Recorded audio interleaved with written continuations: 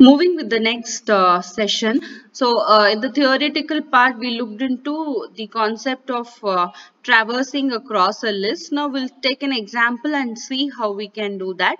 I told you already that we can use the for loop to traverse across a list. So, here's an example which is doing the same.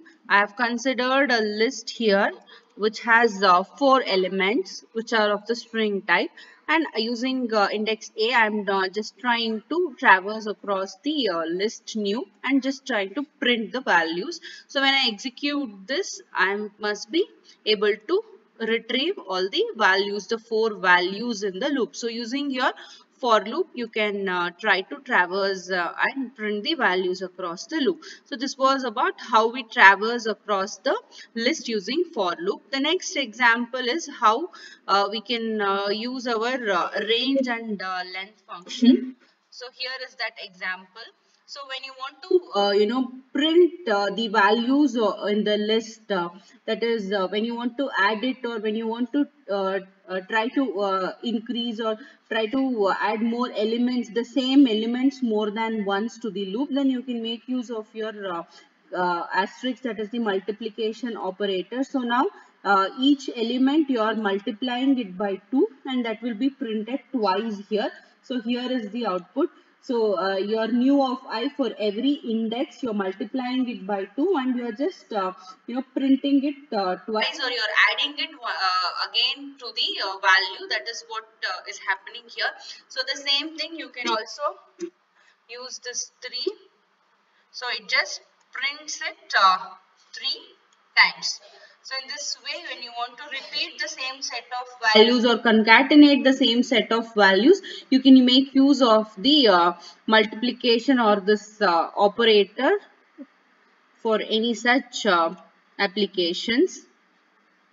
And next is the operations, that is the concatenation operation. So here is one example. So there's a list 1, there's a list 2 which has 4 elements each. Now we can concatenate the list 1 and list 2 and try to print it.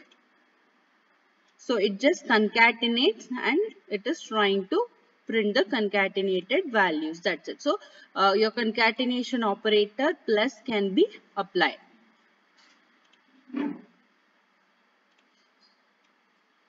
And the multiplication operator, there's another example here. You can also take it in this way. There's a list 1 here. Print list 1 into 4 if you take. So it is just repeating the same set of values in this way.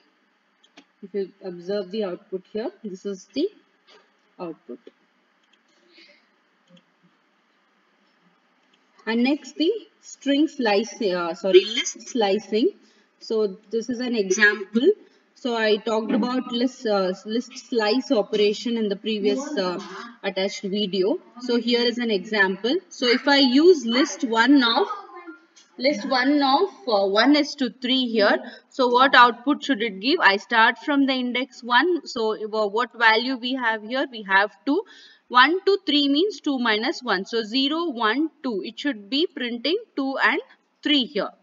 So it is sliced in this way, the list. So or you can just take it in this way 1, and if you don't specify the final index, then it prints everything after the from the first index onwards. Or if you take a condition like this, if you don't specify the starting index and just the third index, it means that everything starting from the beginning up till 3 minus 1, that is 1, 2 and 3. Or this case where you're not specifying the starting or the ending index, it means your complete string will be complete list will be printed. So you can apply your slicing operation even on the lists also. And next, the methods, what I told you in the video. So append method, there is a list already which has 5 elements. So if you want to append another element, you can use the name of the list dot append function and then the value what you want to append. So that does the job here. So previously your list was 5 elements. Now the 6th element TGGH is being added, or I can also take an